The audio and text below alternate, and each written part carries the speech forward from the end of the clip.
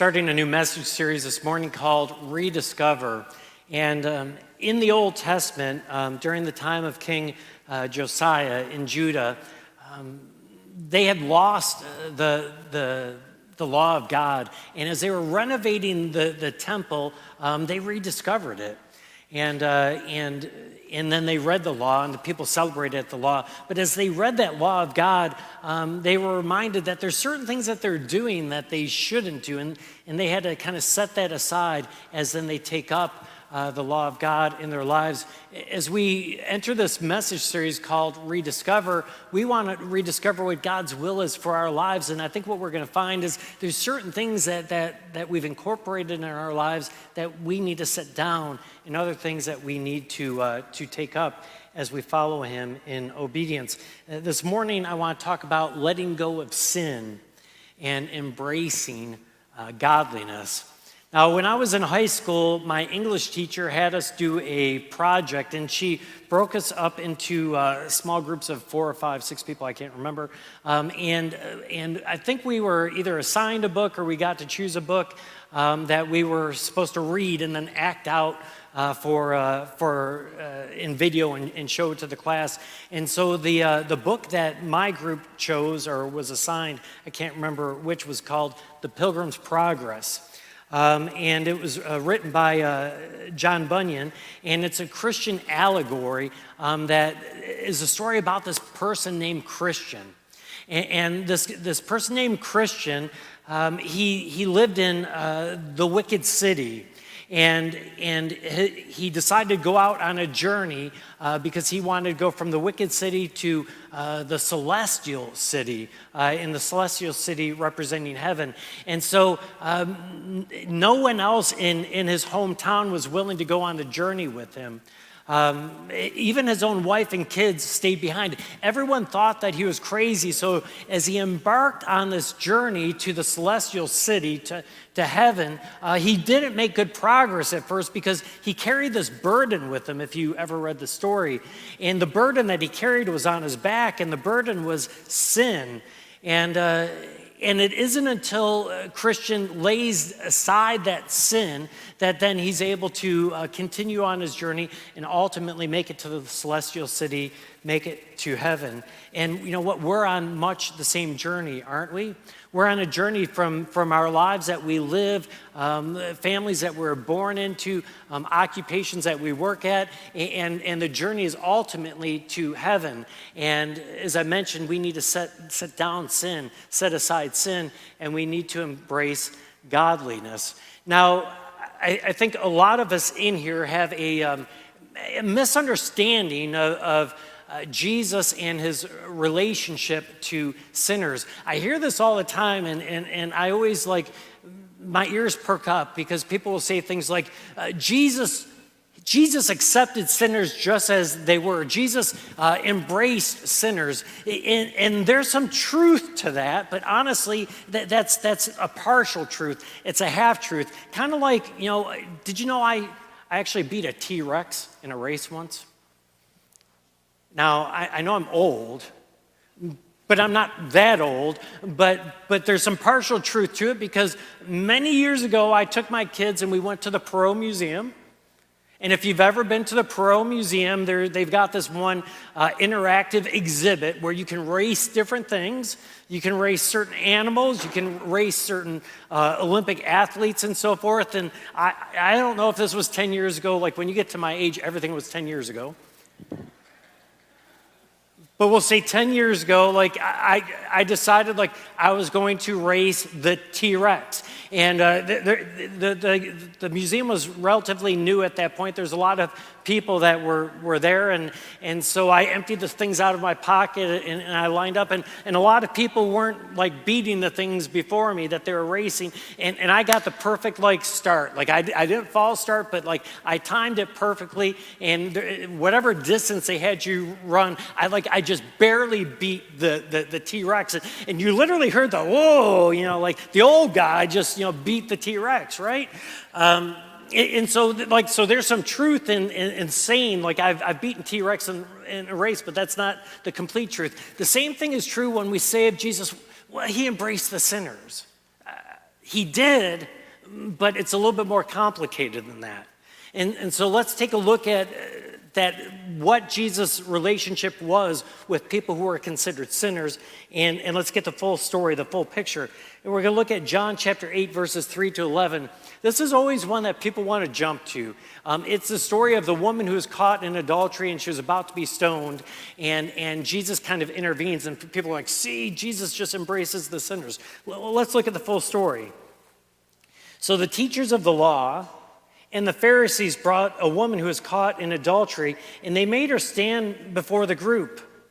And they said to Jesus, "Teacher, this woman was caught in the act of adultery, and in the law of Moses, we are commanded to stone such women. What do you say?" Now, they were using this question as a trap. They were trying to have a basis to accuse Jesus, but Jesus bends down and he starts writing on the ground with his finger. And when they kept questioning him, he straightened up and he said to them, "Let any one of you who is without sin throw the first stone." And he again then bends over and he starts writing in the ground. And at this, those who had heard began to go away one at a time, from the oldest to the youngest, until only Jesus is left with this woman standing there. And Jesus straightens up and he says to the woman, he says, "Woman, where are they? Who has condemned you?" "No one, sir," she said. "Then neither do I condemn you," Jesus says. And then he says, "Go and leave your life of sin behind." Does Jesus accept the sinners? Yes.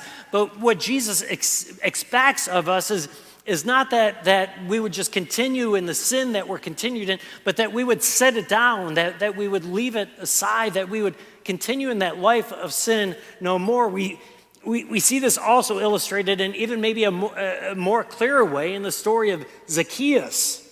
This comes from Luke 19, verses 1 to 10. Now, Jesus entered Jericho and he was passing through, and there was a man there by the name of Zacchaeus. Now, he was the chief tax collector, and he was extremely wealthy. And he wanted to see who Jesus was, but because he was so short, he couldn't see over the crowd, so he ran on ahead, and he climbed up a sycamore fig tree in order to see Jesus, because Jesus was coming that way. Now, when Jesus reached that spot, he looked up and he said to him, "Zacchaeus, come down immediately, for I must stay at your house today." So he came down at once and he welcomed him gladly. Now all the people saw Jesus interacting with and going to the house of the sinner, and so they began to mutter, "He's gone to be the guest of a sinner." But Zacchaeus stood up and he said to the Lord, "Look, Lord, here and now I'm going to give half of my possessions to the poor. And if I've cheated anyone out of anything, I will pay it back 4 times. And Jesus said to him, "Today salvation has come to his house, because this man too is a son of Abraham, and the Son of Man has come to seek and to save the lost." You see, Jesus says salvation has come to his house because Zacchaeus decided to lay down his life of sin. He had become wealthy out of ripping people off as he's over collecting what they owed for their taxes. And it's when he repents of it, it's when he sets down his sin, that Jesus says, now salvation has come to this man's house. How many of us are going through life right now and you don't feel real close to God? There feels like there's distance. Maybe you don't know what it is. You're not happy with who you are, of what you've become. You're not happy with yourself.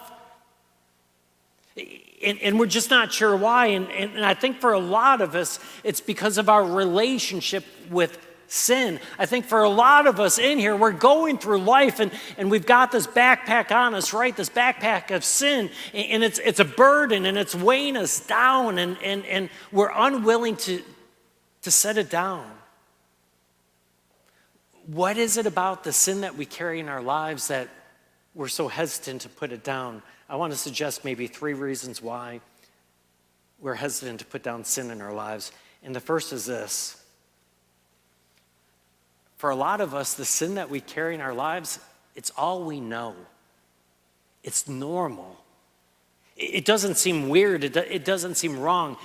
For all of us in here, we've learned sin from somewhere, right? I mean, we're born with original sin, but the reality is like you learned sin from your mom and dad because they were sinners. And you know who they learned them from? Their mom and dad, because they were sinners. And you know who they learned it from? Their mom and dad. So sin is passed down generationally, right? And so it seems normal to us. Not only is sin passed down generationally to us, sometimes we learn sin from our friends and the people we hang out with. And the more people the more we're exposed to by the people in our lives, the more normal it seems and becomes. How many of you growing up grew up in a home where it was quite common for, as you gathered around the dinner table, for maybe the family members to talk about other people, to gossip? That maybe your dad coming home from work was talking about other people that he has to work with and the idiots that they are. Maybe your mom's talking about family members and brother or sisters talking, and everyone's just kind of talking negatively about other people and just gossiping. It doesn't seem like a big deal. It's just what you guys did, right? How many of us grew up in homes in which heavy use of alcohol was normal? Hey, we just got done with Thanksgiving. I mean, how many of you in here got to experience, your parents or maybe if your kids are adult kids, your kids or Uncle Joe or whoever, like drink way too much. Like the use of alcohol was normal. Like whenever there's a holiday, there's always someone drinking too much. And whenever mom and dad went out, like you would see them drunk. They come back drunk. You don't really think anything of it. You don't think it's that big of a deal to drink too much because it's just normal. It's what you grew up with. It's what you experienced. How many of you grew up in families where you thought it was appropriate to call people names, to cuss people out, to use profanity and vulgarity? How many of you grew up in places where people blowing up in anger and exploding or not talking to someone for multiple days? Like that was just normal. It's not a big deal.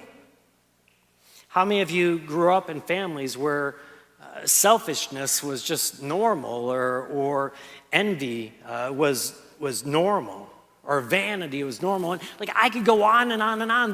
The problem is like we've been exposed to sin in our lives, and when when it's all we know and all we've experienced, it just doesn't seem like a big deal. So we just keep doing it because it's what we know. And we carry that tradition on that oftentimes goes from generation to generation to generation. So one of the reasons why we refuse to put down sin is it's just normal to us. Another reason is we don't realize how destructive it really is.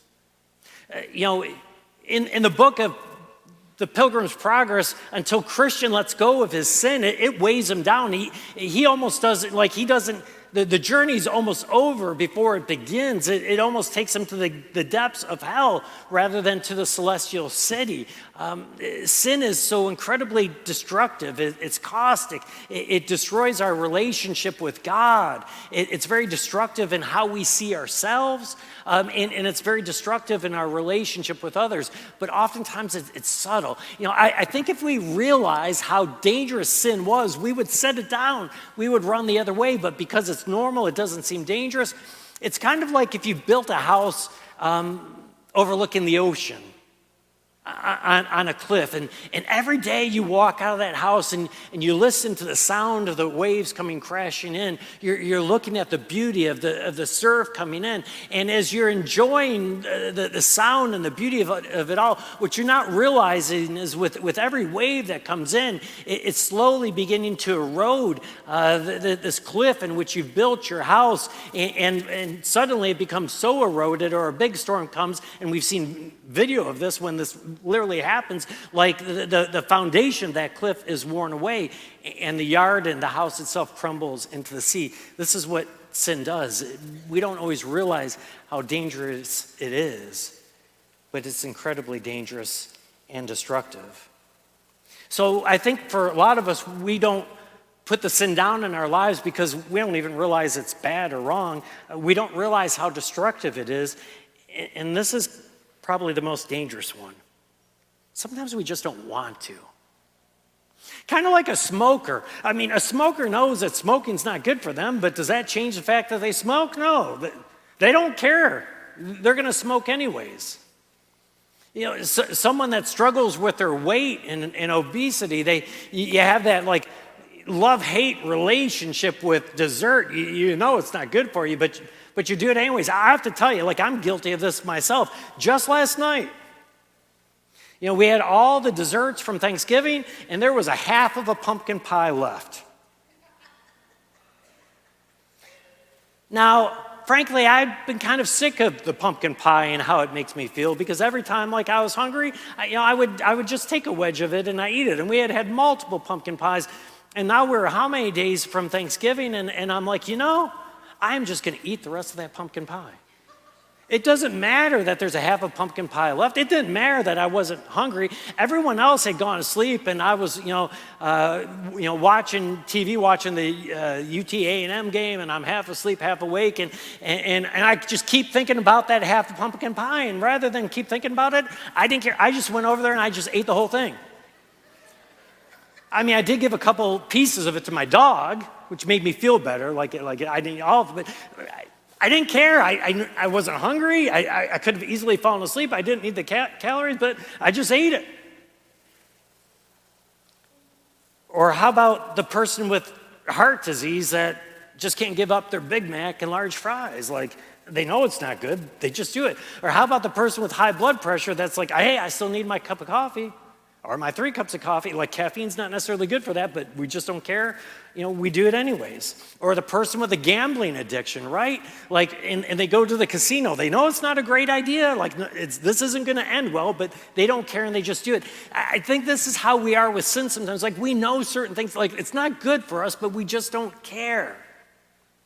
And once again, this is the most destructive in terms of our relationship with God, because we intentionally and willingly don't care and we walk in disobedience to God. Now, truth be told, none of us are ever perfectly going to be able to set down sin. Scripture says if we say we have no sin, we're lying anyways. God's truth is not in us. That there's this battle between the flesh and the spirit, you know, the things that we know we should do and the things that ultimately we end up doing. So we're never going to be able to completely set down sin. But I think a good goal for all of us is that one, we need to care. And where we're struggling with sin, identify some things that you're doing that are destructive in terms of your relationship with God, how you feel about yourself, your relationship with others, and make it a goal to at least work on 1 or 2 of those things as we seek to set down sin in its destructiveness in our lives. Now, I said as we rediscover God and His will, it requires us to set down certain things in our lives and take up other things. And so if we're going to set down sin, it actually creates a vacuum in our lives. When you stop a certain behavior, maybe golfing 3 times a week, you got to replace it with something. It reminds me of my brother. My brother always had an issue with chewing tobacco, and he did it for many years. He knew it wasn't helpful. He didn't care, but then finally he did care, and so he stopped doing it a number of years ago. Now every time I see my brother, he's either chewing a piece of gum or sucking on a mint. Why? Because it replaces that behavior, that there's a vacuum with leaving behind this thing that isn't good, so you've got to replace it with something else. And so as we leave behind sin in our lives, then what we need to take up is obedience. And obedience is the building block of our relationship with God. Where sin is not following God's will, obedience is following God's will. What does the Bible say about obedience?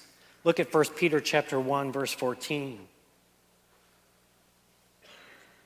As obedient children, do not conform to the evil desires that you had when you lived in ignorance. You see, when we come to faith in Jesus Christ, we're called to be obedient children. And obedient children means that we don't conform to those things that we used to do before. It doesn't matter that your parents taught you to do it. It doesn't matter that the people that you hung out with or the person that you're married to or whatever has made this normal in your life. The call is to leave those evil desires behind and be obedient to God. Look at Luke 6:46.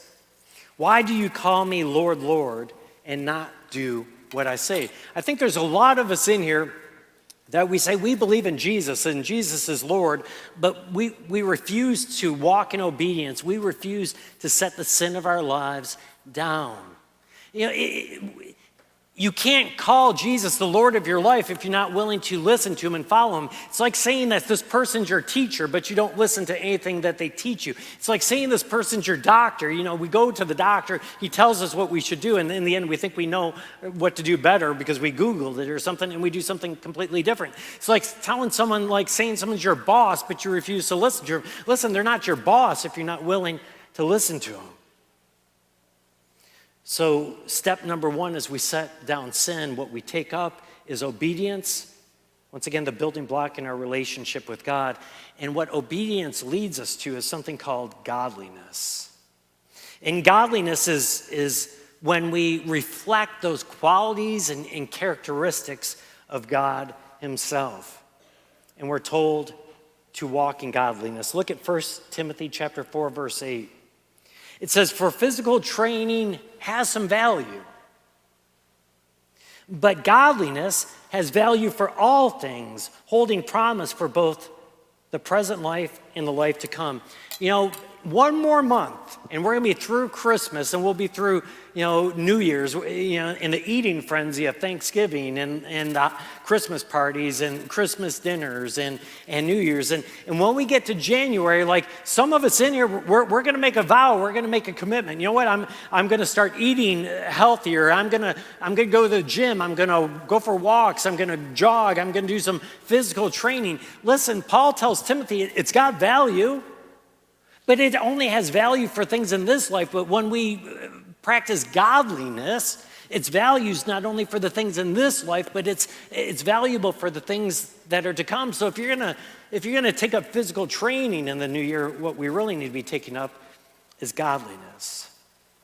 And from 1 Peter chapter 1, verses 5 to 7, for this very reason, make every effort to add to your faith. That should jump out at you. Wait, I'm supposed to add to my faith? Yeah. And what you're supposed to add to your faith is goodness. And what you add to goodness is knowledge. And what you add to knowledge is self-control. And what you add to self-control is perseverance. And to perseverance, godliness. And to godliness, mutual affection. And to mutual affection, love. You see, we're saved by God's grace through faith alone, but faith without works is dead. So we're called to a life of godliness in which we reflect God and imitate Christ in his image. Look at Ephesians chapter 5, verse 1. Follow God's example, therefore, as dearly loved children. You see, you and I, we're called to set down sin. We're called to walk in obedience, that building block of our relationship with God, but then we're called to reflect God in our lives. We're called to reflect Christ. How do we do that? Well, there's a million different ways in which we can. Let me just share a few. One of the ways that we show godliness and we reflect godliness is by living a life of love. God, we're told, is love. We see the love of God in that while we're still sinners, God sent his son Jesus Christ into this world to suffer and die for us. This is why Jesus says you're to love your enemies. Did you know that? I mean, how many of us actually love our enemies? But we exhibit godliness when we love even our enemies. And what I like to say about love is this, is it's not a feeling, it's not an emotion, it's a state of being. You know what? There's times that we're probably difficult for God to love, yet God still loves us. Loving us so much, he's willing to leave behind the 99 faithful to chase after the one who's wandered off. And in the same way that God loves us, even when we're not real loving, there's going to be people in our lives that aren't always real loving. and we're called to love them none the same. We reflect godliness not only when we love, but we reflect godliness when we show faithfulness. You know, God, once again, as he loves us, even when we're not loving, he's faithful to us, even when we're not faithful. His relationship with us and his love for us isn't conditional on how we are and how we're acting. He's faithful even when we're not deserving of that faithfulness. That's how we're called to be to others. You know, it's sometimes hard to fathom the faithfulness of God, so let me give you another example. Is there anyone more faithful than a dog? Think about that. I've got a dog that she sits there and she waits on the chair at the front of my house and just stares out the window waiting for me to get home. And when I get home, she's right there. Like as soon as I open the door, she is there. Not only is she there, but usually my daughter and son-in-law's dog's there. And they both greet me. And you know what they do? They're not like, look at like, what kind of mood is he in when he gets home? They're not eyeing me up to figure out what kind of mood I'm in. Regardless of the mood that I'm in, they're faithful. They will meet me at that door, and they'll be smiling, and they'll be jumping up on me, and it will be literally minutes, sometimes as many as 5 minutes before I can take a step because they're blocking my path because they're both so glad to see me, and I got to kind of scratch their backs, pet them, and just sit there and love on them until they'll finally let me walk in the house. And heaven forbid that I go straight from there to the couch, because as soon as I go to the couch, like one's on one side, one's on the other, and then we got to do it again for another 5 minutes as I'm just kind of petting them.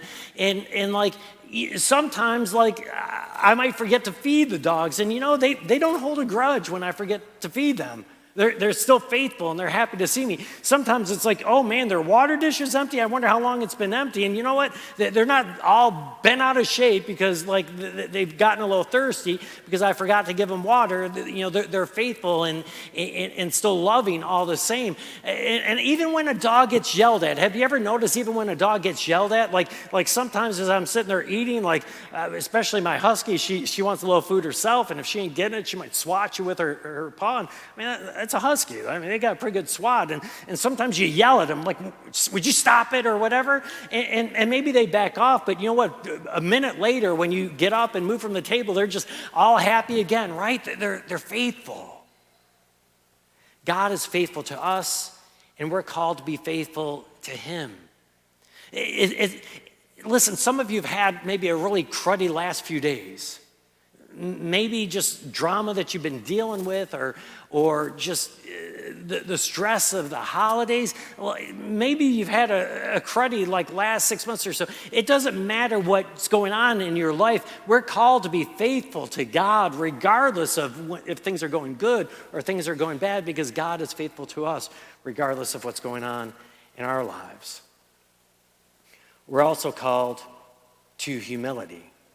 And we also learn that that's a quality and a characteristic of God. Scripture says this of God and of his son, Jesus Christ, that God knew that equality with him wasn't something to be grasped. So Jesus humbled himself, and he became obedient, became a servant, and became obedient to death, even death on a cross. Humbling himself, this is what God calls for us to do as well. To humble ourselves, and in so doing, we reflect the godliness and the image of God. God's also a forgiving God, right? Think about how forgiving God is. It doesn't matter how many different things you've done wrong in your life. Think of the worst thing that you've ever done in your life. Like, regardless of how many times we've sinned, regardless of the worst things that we've done in our lives, God still forgives us, doesn't he? And like, what blows my mind the most about the forgiveness of God, to me, like, it's the story that we hear at Good Friday and Easter, that when Jesus was nailed to that cross, after he had been whipped, after he had been beaten, after he had been spat upon, after he had been mocked, nailed to that cross with just the few words that he had left in his self and in his existence, Jesus says this, Father, forgive them, because they don't even realize what they're doing. I wonder if we had that attitude to the people that hurt us and wronged us. That, you know what? I'm going to forgive them because they don't even really understand the fullness of how they've hurt me. We don't necessarily know what people have experienced, how they've been raised, the type of sin they've been brought up in, the type of dysfunction that they've dealt. And people can do some extremely hurtful things, but we can find it in our being to be able to forgive them because they don't even understand the fullness of what they're doing. When you're driving to work tomorrow morning after a long weekend, and inevitably someone's going to pull up really quick on your bumper in the express lane, like maybe they don't fully, yeah, they know what they're doing, but you know what? Maybe they're late for work and their boss has told them if they're ever late for work again, they're going to lose their job. Like maybe we forgive them because maybe they don't fully understand the fullness of what it is that they're doing. And as we reflect godliness, we also ought to reflect the patience of God. Sometimes it's not easy to be patient with people, but look at who God is. He's slow to anger, and thank God he is. He abounds in love. Thank God that he does. And I could go on with more qualities and characteristics, right? We're called to be compassionate. We're called to be gracious. We're called to be generous. We're called to be people of integrity. We're called to people of self-control. You know, the Catholics have this way of understanding sin. They've got the 7 deadly sins, right? But for every deadly sin, there's a virtue. And we're called to set aside sin and to take up these virtues, godliness, that reflect the image of God. So we're called then to set aside sin. We take up obedience. We take up godliness. And then the last one is this, is we're called to take up the cross, to take up our cross. Jesus teaches this in Matthew 16:24. Jesus says this, "Then Jesus said to his disciples, 'Whoever wants to be my disciple, you have to deny yourself, and you have to take up your cross and follow me.'" You know, that it's not a message that we oftentimes hear in Christianity and from pastors, especially feel-good pastors, because we hear that if you walk in godliness and if you walk in obedience, God's going to be good to you and you're going to receive all these blessings. That's not the case. It's certainly not always the case, because what we're called to take up the cross, and the cross is a death instrument. The cross is an instrument of persecution, and it's not always easy to live as a Christian in this world. Some of you in here have maybe been skipped over jobs because your value system didn't match the value system of the people who were doing the hiring. Maybe you've been skipped over promotions for the same reason. Some of you weren't invited to a Thanksgiving gathering with family members because they don't appreciate your view of sin and your trying to live in godliness. Some of you don't have access to family members that are close to you, nieces and nephews, maybe grandkids or whoever that might be, maybe even sons and daughters, because you're resented by them because you take up the cross of Christ, because you try to set aside sin and take up godliness. Some of you might not get invited by a group of friends to do certain things because they know you wouldn't approve. Some of you might be targeted by people that you don't even know why they're targeting you, and ultimately it's because we carry the cross of Christ, and it's not easy to carry the cross of Christ. I'm here to tell you Jesus couldn't even carry that cross. And you're like, what? Well, in one of the Gospels we're told Jesus was beaten so severely, whipped and just treated horrifically, that there's no energy left in him. And what they did is they made the criminals carry the cross to where they're being executed. And as Jesus is carrying that cross, we're told in one of the Gospels that he couldn't do it. He fell to the ground, and the Roman soldiers grabbed this person by the name of Simon, who was from Cyrene. And it was Simon who carried Jesus' cross the rest of the way because Jesus couldn't. Listen, sometimes it's going to be hard to carry the cross of Christ. I've experienced this in my own life. Like sometimes you're getting it from this direction, then you're getting it from that direction, and you're getting it from that direction. And sometimes it just becomes too much. Maybe some of you just want to kind of break down and cry. Some of you just want to quit. Some of you want to like just disappear and move away, or maybe even like you just feel like dying, right? It can be difficult carrying the cross of Christ, but in the same way that Simon of Cyrene carried that cross of Christ, the good news is this, that Christ will carry that cross for us as well. He tells us that that if our burdens become too much, as it becomes too difficult, to cast our burdens upon him and that he will carry it for us. You know, the cross of Christ was not only an instrument of death and of persecution, but it's ultimately an instrument of forgiveness. As I mentioned, all of us in here, to some extent or the other, are struggling to set down the sin that we carry in our lives. There's some of us in here that have done things that we're not sure that we can necessarily be forgiven of. But here's the beautiful thing about the cross of Christ, that upon the cross of Christ, the fullness of our sin was nailed to that cross as Jesus' own flesh was nailed to that cross. And that burden of sin that we all carry now has been removed because Jesus took that burden upon himself. As we seek to rediscover our relationship with God and a closer relationship with God in our lives, let us first set down the sin of our lives. You know, it tries to deceive you. It tries to teach you that you're going to be happy if you do this and you live this way and so forth. But it lies. It doesn't make us happy. In fact, it entangles us. It holds us back. It separates us from God, and it can endanger us as we journey towards celestial city of heaven. So as we set down sin, rather pick up obedience, pick up godliness, and pick up the cross that Christ has called you to pick up, and rediscover God's purpose and presence in your life, as through his cross and reflecting his godliness and obedience, he will help us along that journey until we reach what is our home, and that is heaven. Would you join me in a word of prayer? Gracious Almighty God, we just thank and praise you for this morning. And as we reflect upon our lives, there's a lot of destructive attitudes and behaviors that we've learned.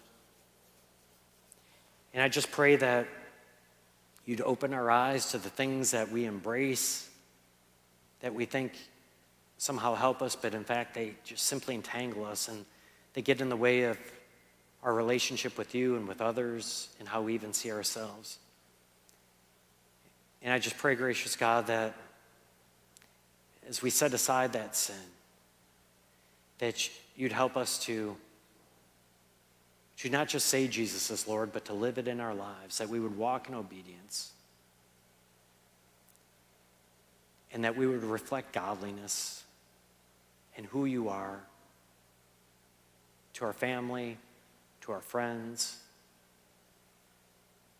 to the people we work with, our neighbors and loved ones. And that we would not shy away from bearing your cross and our own cross. And we thank you that through your cross, the burden of our sin has been completely removed. It's in Jesus' name we pray. Amen.